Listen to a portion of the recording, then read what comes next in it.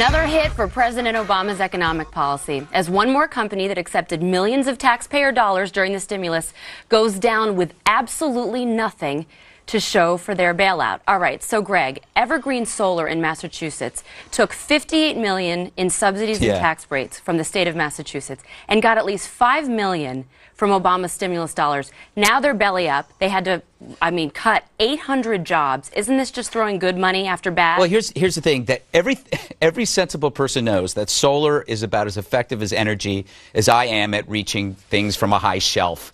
It doesn't work, and we've known that, and it's this complete fantasy to think at some point we're going to harness the power of the sun and all of our problems are going to go away. It's not going to happen, at least while I'm alive. They make the space shuttle run. On solar power, Bob? Yes, solar power. The space shuttle runs on solar power. I had no idea. Eric, can we take them down from the White House? You should go up to the space shuttle. I think that would be an appropriate place for you to be. Can I just make one point about this? You know, this very company you're talking about was undercut by the Chinese because, once again, we've allowed the Chinese to come in here and sell their products and dump them at low prices. And you know who they're in business with now? They're in business with the Chinese. Jeff Immelt.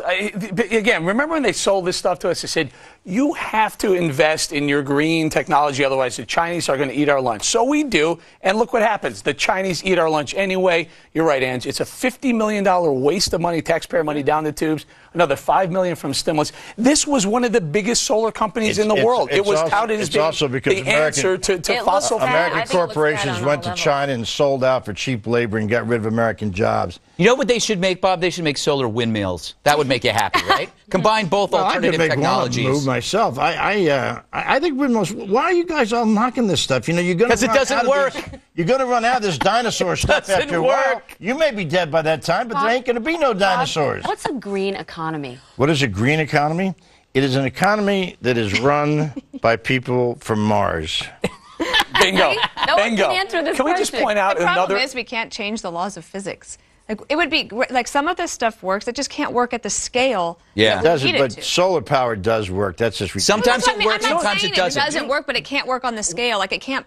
Well, you call up the space shuttle and tell them that. At what point is the left going to agree that it's not working? Is it when they pull the volt off the assembly lines in Detroit? It does work. What did they sell, Greg? 125 volts last month? Yeah, fantastic. Well, we have a $50 billion investment in GM, the volt being the answer, the next greatest thing. What happens when you run out of dinosaurs? Speaking besides yourself, fuel, speaking of fuel, the 18.4% gallon federal gas tax is set to expire on September 30th unless Congress extends it. Dana, should they?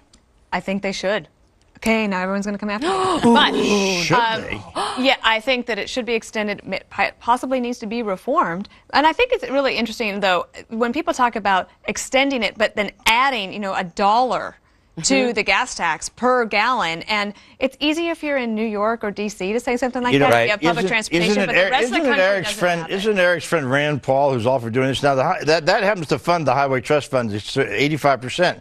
So we could go around, Mr. Paul, in horse and buggies on dirt roads. How do you feel about this? Do you think it should be increased then? Absolutely, sure. What's wrong with just keeping it in place, as Dana said? Well, because I think we have infrastructure problems, and frankly, I think that's a tax on the poor, Bob.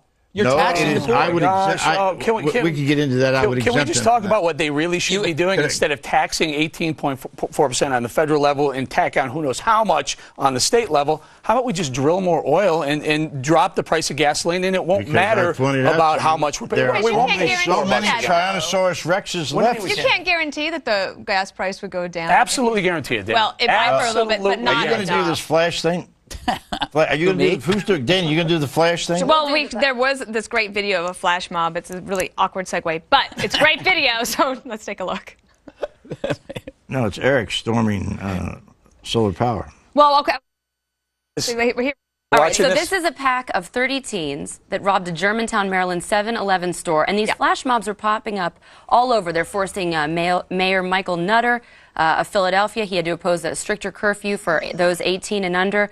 In Milwaukee, another flash mob, stormed the fairgrounds at the Wisconsin State Fair. In Washington, D.C., same thing. They're robbing high-end clothing stores. Can I? Greg, Here, we've got to stop the use of the word flash mob.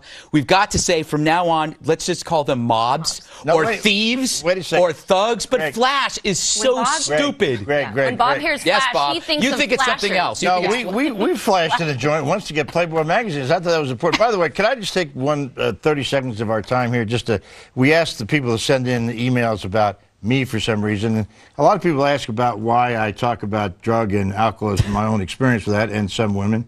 I will tell you why. One, because I believe the right wing would do it anyway if I tried to keep it covered up. But secondly, an awful lot of people do get in touch with me who do have those problems. And hopefully if 5 or 6 people are able to be saved from this horrible disease that I had to spend 40 years of my life with, I hope it works out. So that's the reason I do it. Now you have the answer. Let's get on to something else. But that's no excuse for a flash mob, Bob. I think Obama's rhetoric, the violent rhetoric and class warfare rhetoric, causes these flash mobs. What do you think?